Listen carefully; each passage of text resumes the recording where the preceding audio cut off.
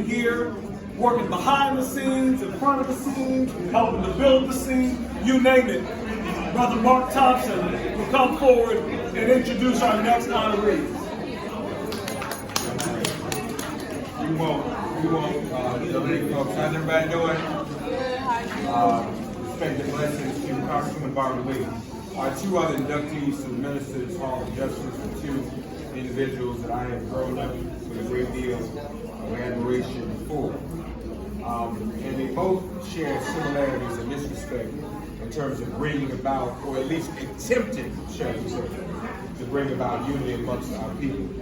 First of all, Reverend Bernard Lafayette, a brother who was one of the pioneers in the Selma movement in terms of modern era. We know what his point is, but it was in Bernard Lafayette's youth and in his generation that he came here early on behalf of the SCLC and was involved in all it took at that time to bring two very distinct and sometimes disparate organizations together, the SCLC and SNCC, but it helped. And as a result of that, we were able to achieve our voting rights as a result of the work that he helped to organize and do. He always also, in his own right, has been an apostle for Dr. King's nonviolence. He lives it, he breathes it, he teaches it. He took the lessons that he learned here and applied here in Selma and has continued to share them with everyone. We talk about preachers. I know sometimes you got preachers on television, preachers who are real popular, preachers with mega churches. But this was Bernard Lafayette's mega church. This was his pulpit in Selma. And his congregation was really the entire country, not the world. Because what happened here changed America and changed the world. If it had not been for Selma, you wouldn't have Barack Obama. You wouldn't have Joe Biden as vice president, a black president. You wouldn't have all these women candidates who will be here tomorrow. You wouldn't have a gay person able to run for president if it were not for what the seeds that Bernard planted here, the seeds that we continue to find blossom and occasionally still have to water those seeds because we know that our voting rights are still under attack. Second of all, my brother, we were Audra and Barbara Arwine and our next award, I went out to get something to eat. And got a little emotional because we were remembering Fire Dominique Smith and his dear friend. And it's part of the beauty of coming here, y'all, is us getting together as loved ones. Yes. As family. Y'all like family. When we come here, we don't see each other no other time.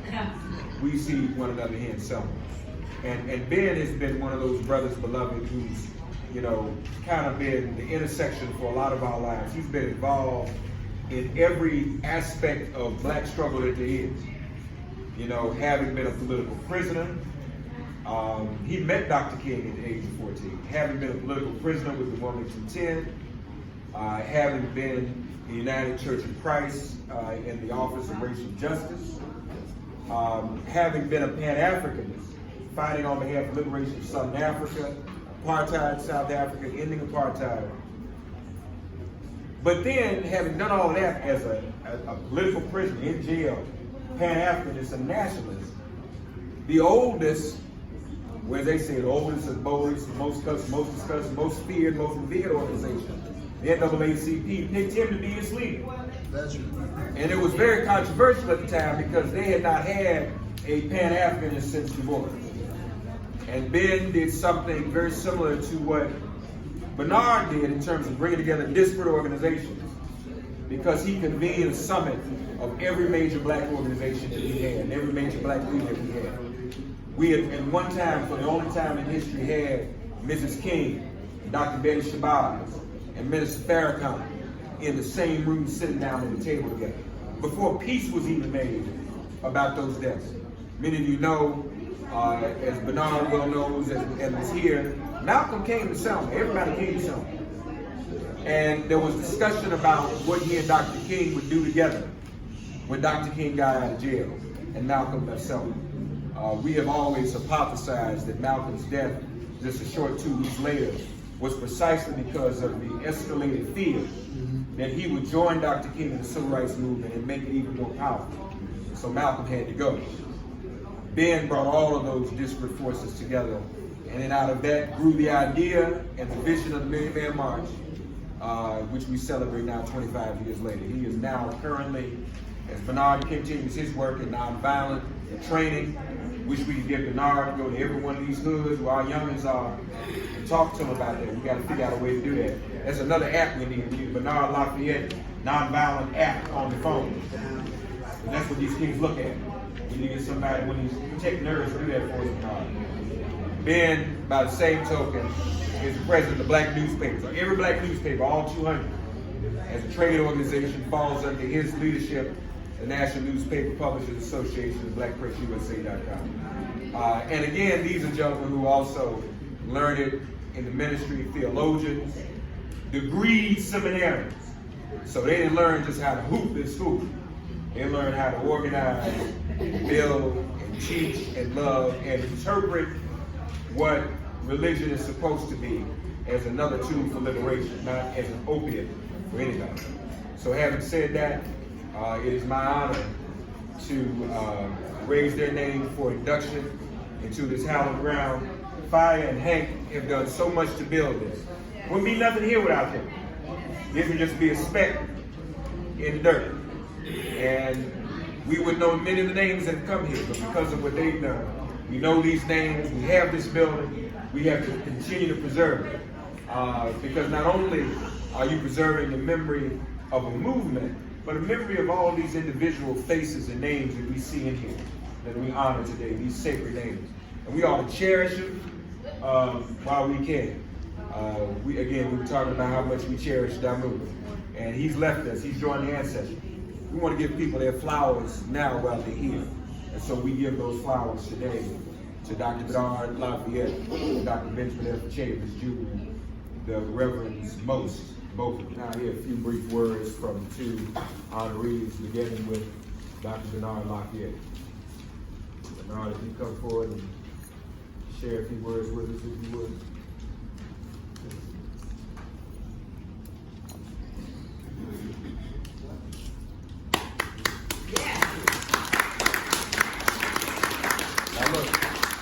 Bernard was very right to bring me. So a couple times I say, be out in public, and I say stuff, and Bernard come back and say, no, Mark, that ain't quite the way it happened. So feel free, bless you.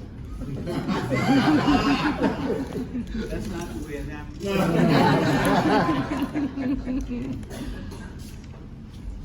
Well, I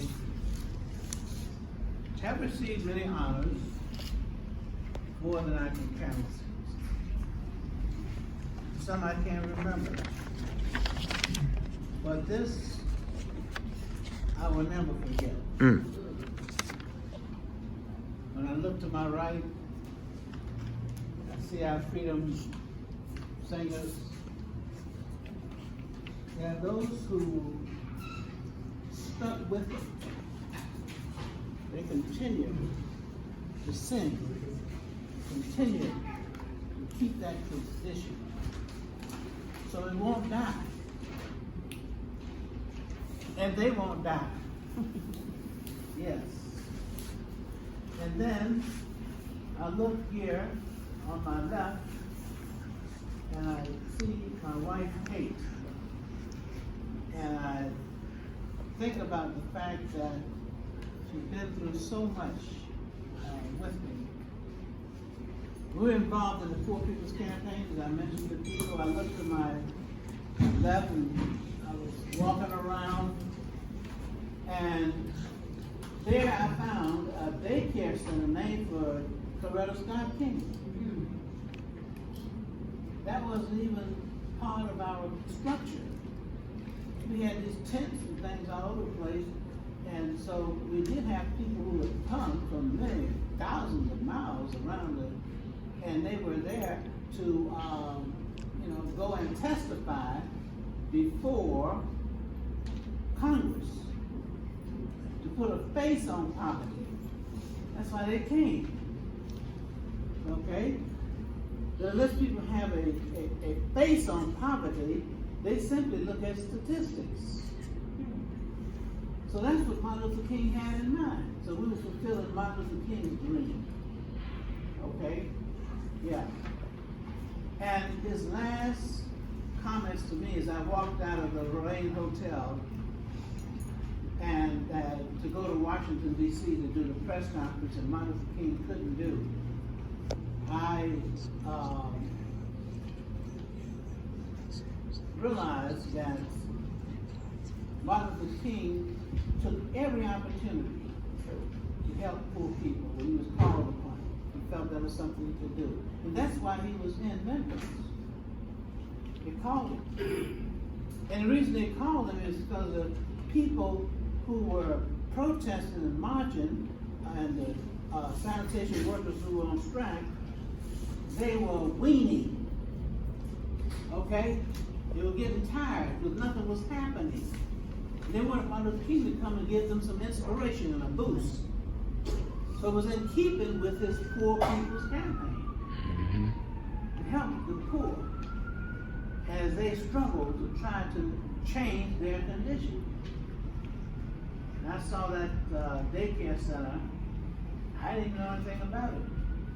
And that was for the purpose of housing the children and taking care of their children while they went and testified before Congress. That's Kate Lafayette, my wife. Stand up. She's the one.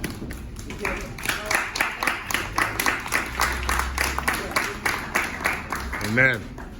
He started the daycare center, KLH, and Cambridge, all those places. But then, when I think about the Selma movement, I think about how we took everything we learned from Nashville sit-ins and applied to the Selma movement.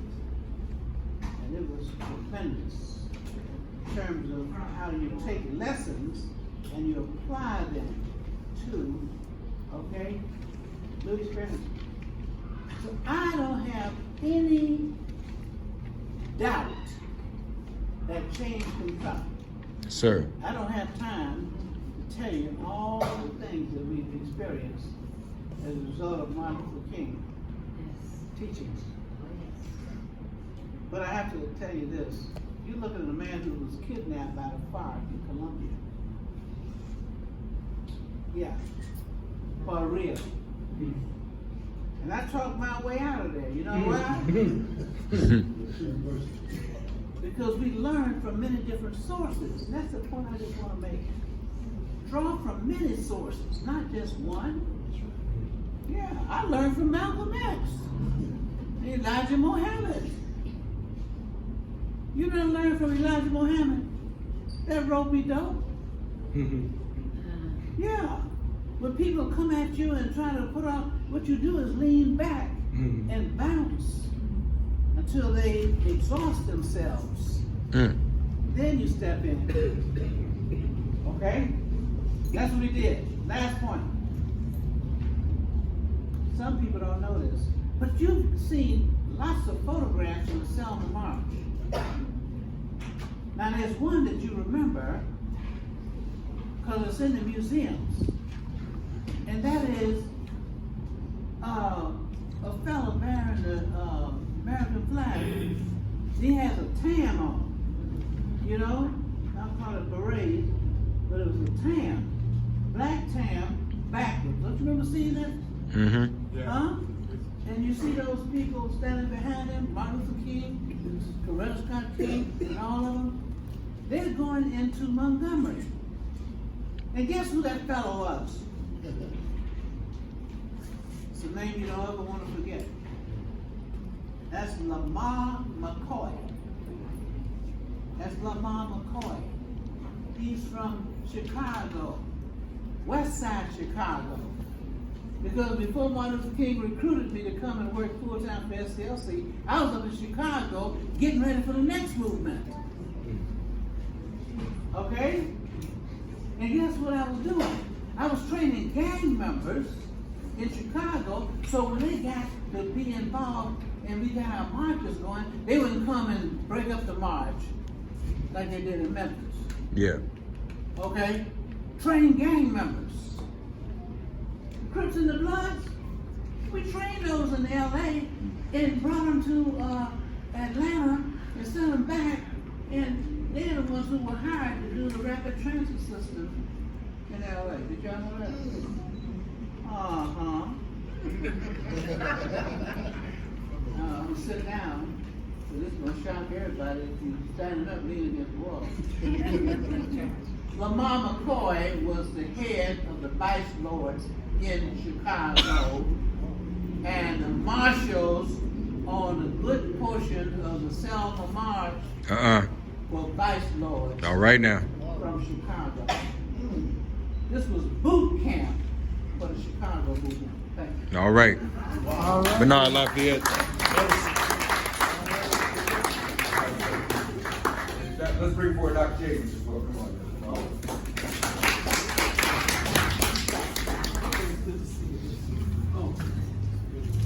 Thank you. I'm going to be very brief. I'm honored to stand beside Dr. Lafayette, Reverend Dr. Bernard Lafayette, and myself. We are two of the ministers. There would not have been a Southern Christian Leadership Conference without black preachers. There wouldn't have been a freedom struggle without black preachers and black ministers. So we're proud to be inducted into the Hall of Fame of Ministers, the Hall of Justice of Ministers. And I won't be long. I want to say something. Thank Mark Thompson, Matt Mellon, and I want to thank Hank Sanders. I think we have not thanked the Sanders family enough for keeping this museum alive. Former Senator Hank Sanders, Five Rose Sanders, have worked so hard, the whole Sanders family, and we thank you for keeping not only this facility alive, but when we come to Selma every year now, it is for renewal, it is for memory, but it's also to rededicate ourselves. I don't believe in necessarily living in the past. I think we should learn from the past. And I see many of our fellow freedom fighters in the audience. Brother Barbara, Brother Leonard, and many others who are here, Adjua. And I'm really so grateful to witness the induction of Congresswoman Barbara Lee. She's truly a true freedom fighter. Let's give her another hand. I was born in 1948. I'm 72 years old. And as I look back over my life, I first want to thank God.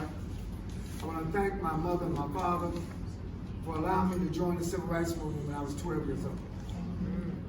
I was so proud to get my NAACP card at 12, and by the time I was 14, I was working for Golden Freaks and the Southern Christian Leadership Conference. I was youth coordinator for SCLC in North Carolina. So I remember the day that Dr. King was assassinated in Memphis. I was in Charlotte, North Carolina. Because as you know, Bernard, he was going to leave Tennessee and come to North Carolina.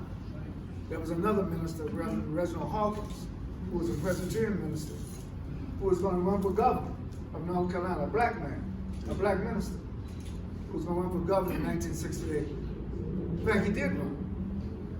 And Dr. King was going to come to help get out the vote. We had a sanitation strike in Charlotte. At the same time, they had a sanitation strike in Memphis, of ASPA. American Federation of State County Municipal Employees.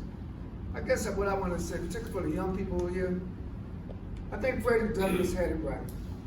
Said it right. Freedom is a constant struggle. Yeah. We're here on the advent of Super Tuesday. We got to get this vote out in Alabama. That's right. We got to get this vote out in every state. That's right. And I just want to say to all of us, because freedom is a constant struggle, we dare not take the progress that we fought for, that people bled for, crossing this bridge. We dare not take our rights lightly or for granted. don't take for granted where we are and where we need to go. I believe because we've made progress, we need to keep pushing. That's we don't right. need to be rested. That's right. I'm really thankful for we need to thank the Stick Freedom Singers again. Back in the day, it was SNCC, it was SCLC, it was CORE. You joined every black organization you could. It wasn't just about one organization. And we tried to work together to advance the cause of our freedom and justice and equality. So I'm honored to accept the induction. I think that I know that we got work to do, Mark.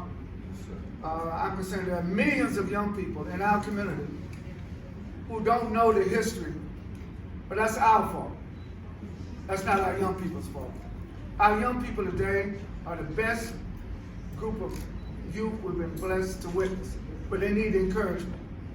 They need to be given the baton of the struggle. We need to raise up a new generation of freedom fighters. And I think there's no better place to start than here in Selma, in Alabama, and other places across the country. I have to talk to my own children, because sometimes they ask me, Dad, did that really happen? Yes, it really happened.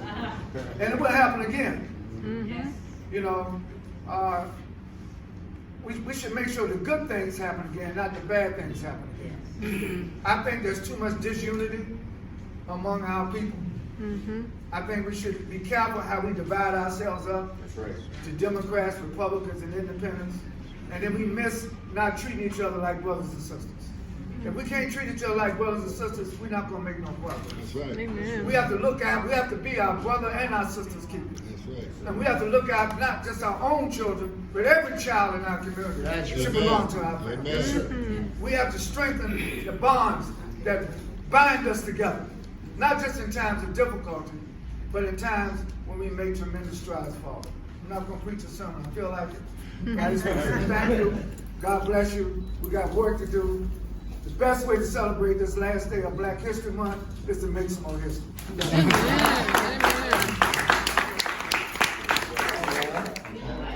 That is really nice. It's right here and then here. I need a picture like that. Yeah, and if I can take a picture real quick. Thank you. I'll do you one like that. Oh no, but I gotta. No, it's not gonna. Oh, okay. Oh, yeah. Is that your camera? Yep.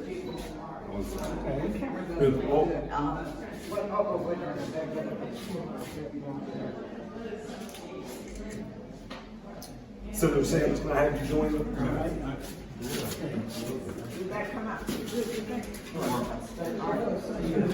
Huh. I'm just kidding. Yeah. I get in the picture. Absolutely. Come on, bro. All right. Son of All right. Gotcha. All right, I can just get Dr. Chavis by yourself, and then I'll get Dr. Lafayette.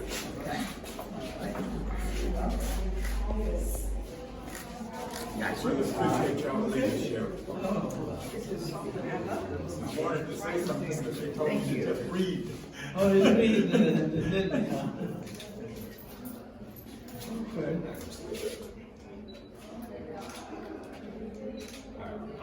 Dr. Lafayette. Okay. Wow. All right, here we go. Gotcha. All right, that's yours, Kate? The best one of all. There you go, the best one of all. Got it, Kate? Oh, do I have it? Yeah. Okay.